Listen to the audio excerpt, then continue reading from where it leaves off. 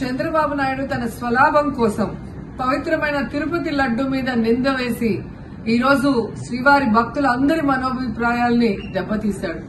So మళ్లీ ఆ భక్తుల మనోభిప్రాయాల్ని పునరుద్దరించాలని దానికి సుప్రీంకోర్టు కలుగజేసుకుని ఇది విచారించి నిజానిజాలు తెలపాలని మొదటి నుంచి మేము కోరుకుంటూనే ఉన్నాం.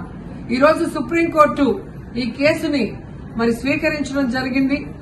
ఈ కేసులో సుప్రీంకోర్టు కనుక కరెక్ట్ గా విచారిస్తే చంద్రబాబు నాయుడు అనుకో చేసిన అబద్దాలు ఖచ్చితంగా బయటకు వస్తాయి.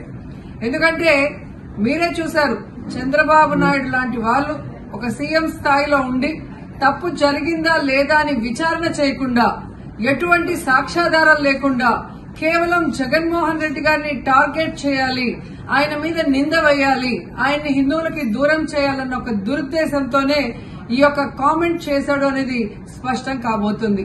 ఎందుకంటే ఈరోజు సుప్రీంకోర్టు ఈ కేసు తీసుకునేంత వరకు, ఆ డేట్ అనౌన్స్ చేసేంత వరకు సిట్ వేయనే లేదు.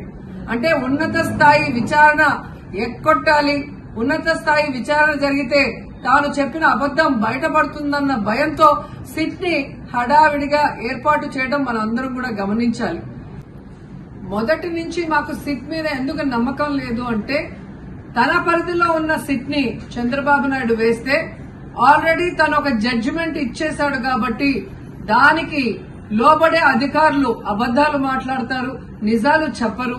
ఎందుకంటే ఈరోజు సిట్ లో వేసిన అధికారి అడిషనల్ డీజీ, ఆయన కన్నా పెద్ద ర్యాంక్ లో ఉన్న టీటీడీ ఈఓ, ఐఏఎస్ ఆఫీసరు మొదట మాట్లాడిన స్టేట్మెంట్ కి చంద్రబాబు నాయుడు గారు అబద్దం చెప్పిన స్టేట్మెంట్ తర్వాత మాట్లాడిన దానికి తేడా చూస్తేనే ఈ సిట్ అనేది సిట్ అండ్ స్టాండ్ కి తప్ప దేనికి పనికిరాదనేది అర్థమైంది. అందుకే మేము మొదటి నుంచి అడిగాము, సుప్రీంకోర్టులో విచారణ జరగాలి, సిబిఐకి డైరెక్షన్ ఇచ్చి విచారిస్తే ఖచ్చితంగా మత కల్లోలాలు సృష్టించాలనుకున్న చంద్రబాబు నాయుడు అనుకో అందరికీ కూడా బుద్ధి చెప్పే అవకాశం దొరుకుతుందని.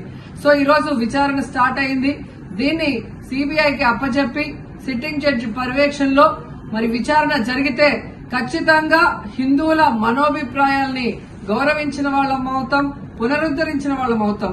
లేకపోతే చంద్రబాబు నాయుడు వేసిన ఈ నింద పవిత్రమైన లడ్డూని తినాలా వద్దా, దీంట్లో కలిసిందా లేదా అన్న అనుమానంతోనే భక్తులందరూ కూడా ఈరోజు లడ్డూ తినకుండా వెళ్లిపోతుంటే ఒక తిరుపతి అమ్మాయిగా చాలా బాధేస్తుంది.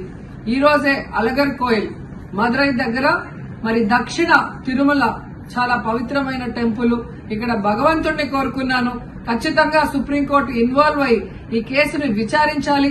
తప్పు చేసిన వాళ్ళని, అలాగే తప్పుడు స్టేట్మెంట్ ఇచ్చిన వాళ్ళందరూ ఎంత పెద్ద పొజిషన్ లో ఉన్నా కూడా వాళ్ళని శిక్షించాలి అని భగవంతుడిని కోరుకున్నాను, సుప్రీంకోర్టుని కోరుకుంటున్నాను.